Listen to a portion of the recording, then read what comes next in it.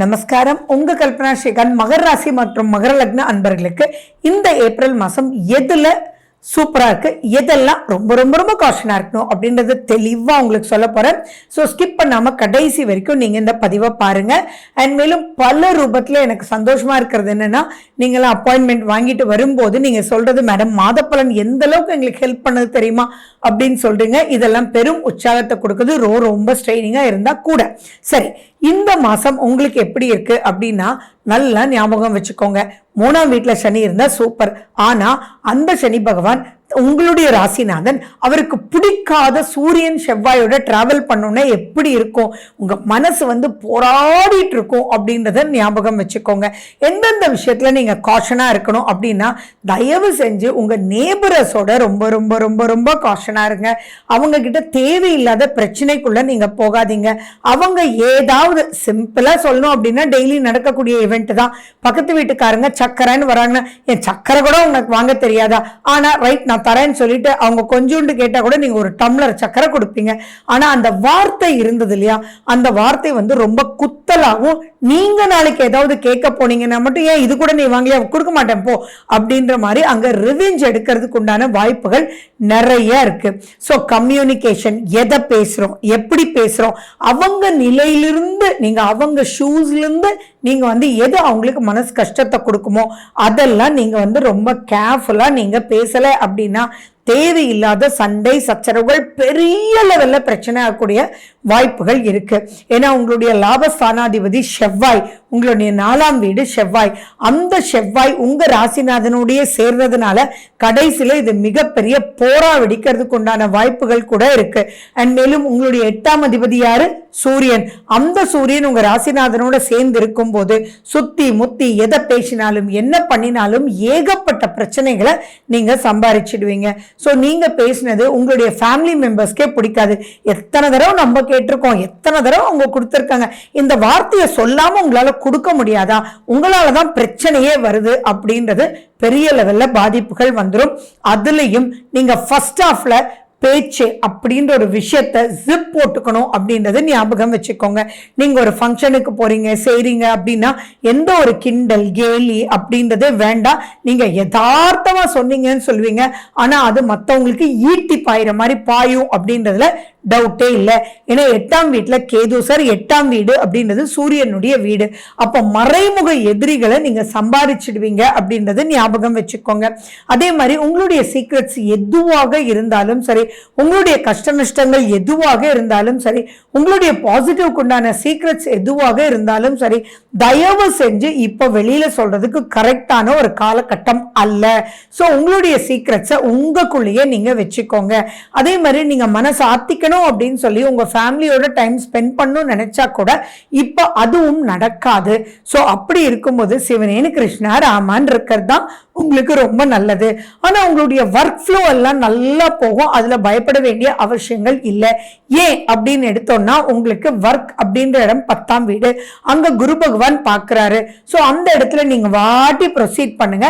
ஆனா அதிகமான இன்வெஸ்ட்மெண்ட்டுக்கு நான் வேண்டாம் அப்படின்னு உங்களுக்கு சொல்லிடுவேன்.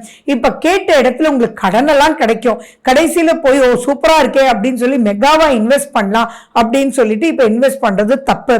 இப்ப நீங்க ஒரு 5 லட்சம் ரூபாய் கேட்கறீங்க அப்படின்னா, பேங்க் மேனேஜர் சொல்வார், சார் உங்களுக்கு நான் 10 லட்சமே கொடுக்குறேன் சார். என்ன சார் 5 லட்சம் சாங்ஷன் சார் அப்படின்னு சொல்லுவார். சூப்பர்பா அப்படின்னு சொல்லிட்டு நீங்க போய் மாட்டிக்கிட்டீங்கன்னா, அங்க இஎம்ஐ கட்டுறது நீங்க தான். அவங்க டார்கெட் அச்சீவ் பண்ணாங்க, ஆனா நீங்க மாட்டிக்கிட்டீங்க அப்படின்றது கிளியர் கட்டா நீங்க புரிஞ்சுக்கணும் அப்படின்றது ஞாபகம் வச்சுக்கணும். அதே மாதிரி மேக்சிமம் பாத்தீங்கன்னா உங்களுடைய பிசினஸ்ல டைட்னஸ் இருக்கும். நீங்க சொல்றது உங்களுடைய லேபரர்ஸ், உங்களுடைய டீம்மேட்ஸ், உங்களுடைய ஹையர் அஃபீஷியல் புரிஞ்சுக்க மாட்டாங்க.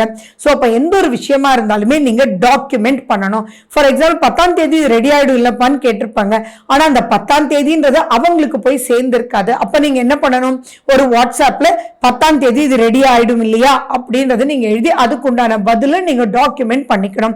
இந்த மாதிரி காலகட்டத்தில் நீங்க ஏதாவது இடம் வாங்கினாலோ வண்டி வாங்கினாலோ அதை டபுள் ட்ரிபிள் கிராஸ் செக்கிங் நீங்க வச்சுக்கணும்.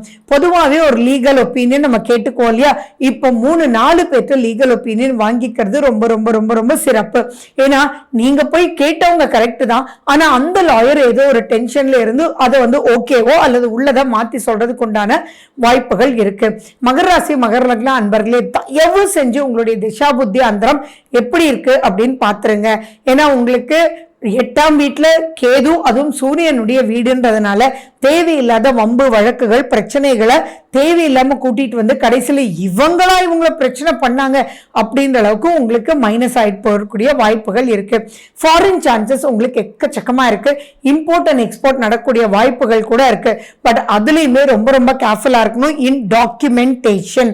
ஸோ அந்த டாக்குமெண்ட்டை ஃபுல்லா படிச்சு பார்த்து அதுல என்ன சிக்கல் இருக்குன்றதை பார்த்து ப்ரொசீட் பண்ணணும். ஃபார் எக்ஸாம்பிள் உங்களுக்கு ப்ரமோஷன் கொடுப்பாங்க, ஆனா அந்த ப்ரமோஷன் பாத்தீங்கன்னா உங்களுக்கு தேவையில்லாத இடத்துக்கு உங்களை அனுப்புவாங்க.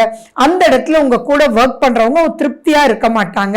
அப்படி இருக்கும்போது ஏன்டா இந்த ப்ரமோஷன் வாங்கி வந்தேன், கொடுக்கக்கூடிய இன்க்ரிமெண்ட்ன்றதே மைண்டு விட்டுட்டு, ஆனா ஒர்க் லோட் அதிகமா இருக்கிறதுனாலையும் எல்லா பக்கமும் ஃப்ரிக்ஷனும் இருக்கிறதுனால கடைசியில இப்ப கிடைக்கக்கூடிய ப்ரமோஷன்னால வேலையே விட்டுடலாமா அப்படின்ற ஒரு அமைப்பு கூட தள்ளப்படுவீங்க. ஸோ அப்ப நீங்க என்ன பண்ணணும், உங்களுடைய வின்னிங் சீக்ரெட் என்ன, எதுலையுமே நிதானத்தோடு இருந்து அவங்க கொடுக்குறாங்களே அதனால இருக்கக்கூடிய பேக் ஃபயரிங் என்னென்ன இருக்கு அப்படின்றத ப்ரொசீட் பண்ணணும். இப்போ நீங்க ஒரு ஜாப்ல இருக்கீங்கன்னா உங்களுக்கு ப்ரமோஷன் கொடுத்துட்டு ஆனா அங்க டிஸ்கம்ஃபர்ட்டை பல ரூபத்துல கொண்டு வருவாங்க. அவங்க சொல்லுவாங்க ஓகேங்க உங்களுக்கு இவ்வளவு ப்ரமோஷன்ஸ் நாங்க கொடுக்குறோம், ஹை பே வந்து உங்களுக்கு கொடுக்குறோம், ஆனா ப்ராஜெக்டை உங்களை நம்பி தான் கொடுக்குறோம், டே அண்ட் நைட் ஆனாலும் நீங்க முடிக்கணும்னு சொல்லுவாங்க. அதே மாதிரி அவங்களுக்கு டிராவல் பண்ணி அதனுடைய டைம் லாஸ், அதே மாதிரி அதுக்குண்டான ஃபினான்ஷியல் லாஸும் அவங்க பேக்கப் பண்ண மாட்டாங்க. ஸோ இந்த மாதிரி ஏதோ ஒன்று மறைஞ்சிருக்கும் அப்படின்றத மட்டும் நீங்க ஞாபகம் வச்சுட்டு அதை சுகமாக்கிக்கிறதுக்கு வழி உண்டானா நிச்சயம் உண்டு. ஏன்னா சுக்கிரன் வந்து உங்களுக்கு 4ஆம் வீட்டுல இருக்கார், அடுத்தது அவர் 5ஆம் வீட்டுக்கு தான் டிராவல் பண்றார். ஸோ இங்க வந்து விழிப்புணர்ச்சி அப்படின்ற ஒரு விஷயம் உங்களுக்கு இருந்தாலும் அண்ட் பேச்சில கவனம் அப்படின்றது இருந்தாலும் அத்தனை விஷயத்தையும் நீங்க சாதிச்சுக்கலாம் அப்படின்ற விஷயத்துல டவுட்டே இல்லை. விநாயகரனுடைய வழிபாடு ரொம்ப ரொம்ப ரொம்ப இம்பார்ட்டன்ட். ஏன்னா குழப்பமான சூழ்நிலைக்குள்ள நீங்க தள்ளப்படுவீங்க. குழப்பமான உருவத்தை கொடுத்து அதிலிருந்து வெளியில வர்றதுக்கு உண்டான விஷயத்தை தான் நம்ம சனாதன தர்மம் கொடுத்திருக்கு. ஸோ அப்ப விநாயகர் அப்படின்னு சொல்லும் போதே உங்களுக்கு ஞாபகம் வர்றது என்ன, உங்களுக்கு அருகம்புல் ஞாபகம் வரும், வெற்றிலை ஞாபகம் வரும், எருக்க இலை ஞாபகம் வரும், அடுத்தது தேங்காய் ஞாபகம் வரும். இதெல்லாம் என்ன நெகட்டிவ் இழுத்து பாசிட்டிவா உங்களுக்கு ரிஃப்ளெக்ட் பண்றதுக்கு உண்டான அமைப்புகள். ஸோ நீங்க என்ன பண்ணணும், இந்த ஏப்ரல் மாசத்துல வீட்டுக்கு பக்கத்துல இருக்கக்கூடிய விநாயகர் கோயிலுக்கு டெய்லி போயிட்டு வர்றது ரொம்ப சிறப்பு. மேலும் உங்க ஜாதகத்துல ராகு கேது பிரச்சனைகள் இருந்ததுன்னா அதுக்கு என்ன வழின்றதை பார்த்து அதுக்குண்டான விஷயத்தை நீங்க பண்ணிக்கணும். லட்சுமி நரசிம்மனுடைய வழிபாடு ரொம்ப ரொம்ப பிளஸ்ஸா உங்களுக்கு கொடுக்கும். துர்கை அம்மனுடைய வழிபாடு ரொம்ப ரொம்ப ரொம்ப உங்களுக்கு முக்கியம்.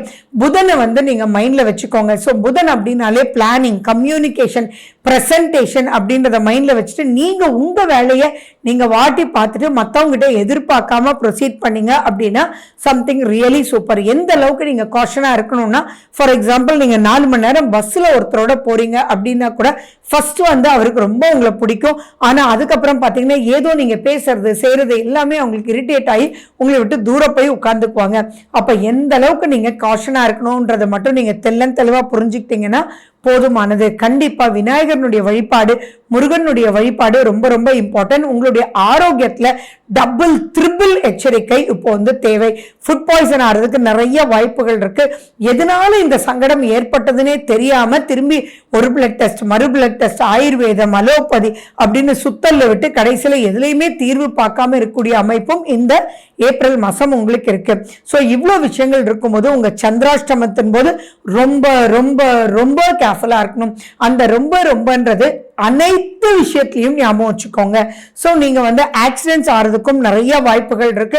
தயவு செஞ்சு பிரெக்னெண்டா இருக்கக்கூடிய லேடிஸ் மகர ராசியில இருந்தீங்கன்னா ரொம்ப ரொம்ப கேர்ஃபுல்லா இருங்க. மனசை வந்து சந்தோஷமா நீங்க வந்து வச்சுக்கணும். அண்ட் மேலும் படியிலலாம் இறங்கும் போது காஷனா இருக்கணும்.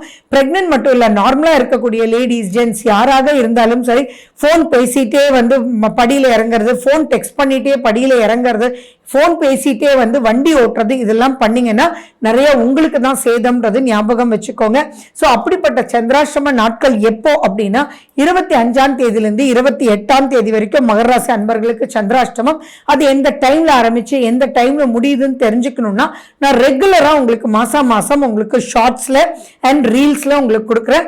அதை பார்த்து நோட் பண்ணி வச்சுக்கோங்க. அண்ட் உங்களுடைய தசாபுத்தி அந்தரத்தை பார்த்து ரிவெஞ்சுன்றது எதுவுமே வராம நீங்க சாந்தமா ப்ரொசீட் பண்ணீங்கன்னா எல்லா விஷயத்திலையும் ஜெயிக்கலான்றது தான் இந்த பதிவு.